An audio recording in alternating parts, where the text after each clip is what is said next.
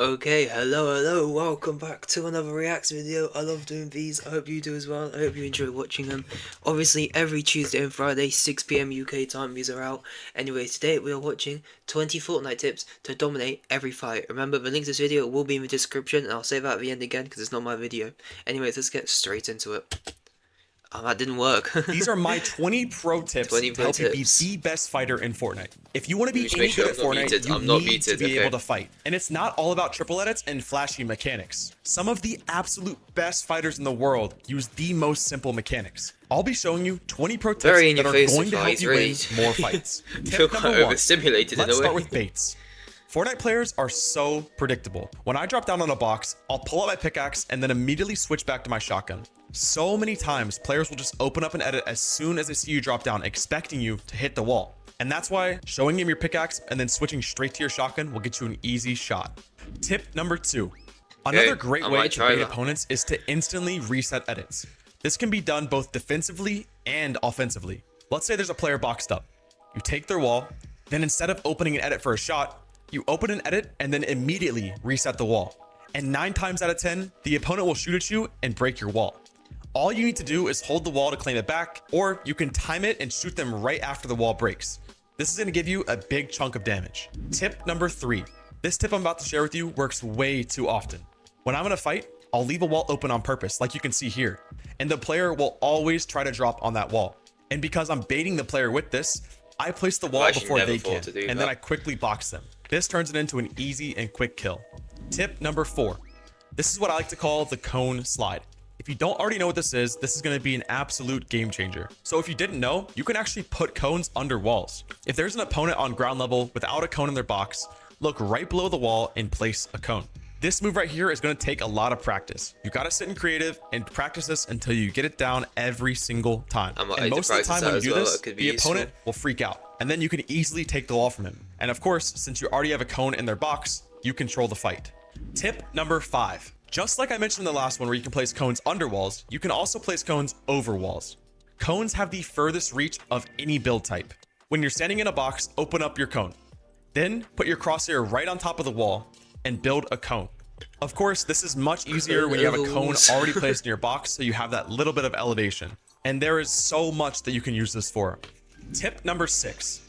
One of the best uses for the cone reach is called the calc cone. And shout out to Young Calc for this. When you're in a build fight, either you or the other players will place walls in front of you. Then you can place 3 cones over the enemy's walls. So you're going to want to start by using the last tip. Put your crosshair right over the wall directly in front of you. And then move to the left or right while keeping your crosshair over the walls. If done properly, you'll have placed 3 cones. 1 in front, 1 diagonal, and 1 to the right or the left. This is going to stop the enemy entirely from building up and will give you automatic high ground. And then all you have to do is edit through the cones for a shot or wait for them to make a move. Tip number 7.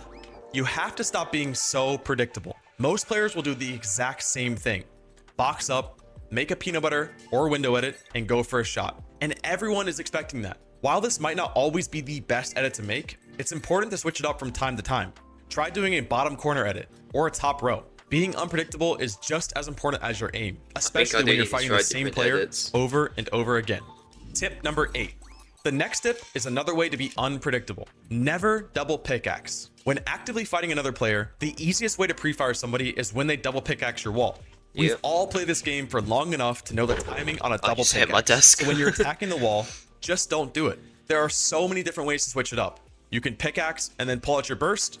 You could pickaxe, hold out your shotgun, back to pickaxe. You could fake pickaxe swing, I feel that's quite then you easy swing, one, though. Like, and then hold your shotgun out to shoot and pre-fire them. You guys understand the point. Now, of course, there are times where you should ignore this rule. Say the enemy is reviving in a box or trying to pop heals, then go ahead and double pickaxe, but be careful of getting pre-fired. Tip number 9. Now let's reverse that last tip. If a player is double pickaxing your wall, then of course you should be pre-firing them. Pre-fires are...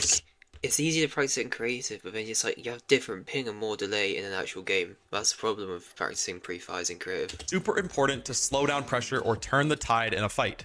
The more you play, the more you'll get used to players' tendencies. Whether it's a pickaxe or weapon spray, you should always try to pre-fire. Tip number 10. Now this one might sound crazy, but let players jump in your box when they run out of ammo. Let's say an opponent is trying to jump in your box while spraying an SMG. Pay attention to how long they've been spraying for, and once they're about to run out of ammo, let them in your box. And then when they're in your box, they're gonna have to pull out the shotgun because they won't have anything else to pressure with. Tip number 11. The next tip is where you position yourself in box fights. You always want to be to the left of the opponent with them on your right. This is because Fortnite has a third-person POV with a right shoulder preference. This means when you're peeking to the right, you're going to expose less of your body than when you're peeking to the left. So when you're setting up for a fight or working for a better position, you're always going to want to wind up here for better angles. Tip number 12. I say this a ton, but not everyone does it still. Always fight with a cone in your box. If not, your opponent will quickly realize and put a cone or ramp in your box. By this point in Fortnite, this should be an automatic thing. And you might say, well, I don't like to fight with a cone in my box. I hate to break it to you, but you gotta get used to it. I feel that I always with try cones to in your put a boxes. cone in my box. Tip number 13. The next tip is to build muscle memory for pre-placing builds. There's going to be certain edit and build combinations that have an immediate follow-up to them. For example, you have double edits on your opponent, and then of course, you're going to edit the floor and edit the cone to shoot. So after this, what do you think the follow-up moves should be? Well, there's two options. Number one, if you hit a big shot, then you should expect that the player is going to run out of the box. So you should be pre-piecing the double edit to the left or to the right so you can finish the fight quickly. And number two, if you take a bunch of damage, your first move should be to close the edits and place the wall in front of you. This is going to give you an extra layer of protection and more time to heal. Tip number 14, always be active. You should always be doing something during a fight. This could even be building, healing, editing, shooting, reloading. The list can go on and on. Most of this is obvious, but if you get a second to relax, then you should be reloading your shotgun, checking your material count, and making sure zone isn't an issue. And even when you're not really doing anything, checking the small things like your mats and zone while reloading will help you win more fights. Tip number 15. This next tip is super helpful for in-game fights. Let's say you're playing the solo victory cash cup. There's you and two other opponents. You're fighting one player, and player two is spraying you from 50 meters away. You should always put one player between yourself and player two. This is important so you're always positioning yourself outside of the fight. This will limit damage coming in from the third party and will give you a chance to run if the fight goes bad. Tip number 16. Now let's talk about your position within the box. There's going to be a big difference between standing against the wall and going for a shot or standing in the back of your box and going for a shot. Both can be very useful, but different positions are going to mean different edits. So when you're at the back of the box, you're going to want to stand behind the cone and make either a bottom right or bottom left edit. This will give you easy toe shots and quick damage. Now, when you're right against the wall, you're going to want to use either window edits or a peanut butter edit. The best way to play when you're close against the wall is just quickly jiggle peeking or close the edit and retreat back behind the builds. Tip number 17. Tip number 17. Use left and right windows, not the middle one. First of all, the middle window is basically a 50-50 edit. This is going to expose yourself way more than you need to. The left and the right windows are smaller and show less of your body to the opponent. This is going to help you win more trades, and even if they get damage back to you, this doesn't mean that you should never use the middle window. Of course, the middle window is still great for opening up and sliding a cone through, for example. This tip is specifically when you're going for a shot. Tip number 18. This one is important for both offense and defense. Learn your phases. The most common is to use a ramp phase into a box when someone's holding their wall. You build a ramp behind you and break the wall while jumping forward. This will phase you right through the wall and put you straight into their box. And the reason why I mention this as defensive is that you need to know what to do when this happens to you. Of course, there are a ton of phase tricks, so let me know in the comments if I should make a video covering phasing. Tip number 19.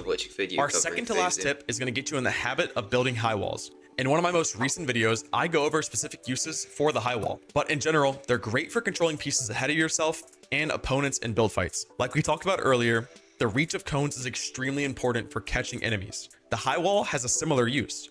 You can predict a player's movement, then throw a high wall in front of them, and you own the edit to get the damage off.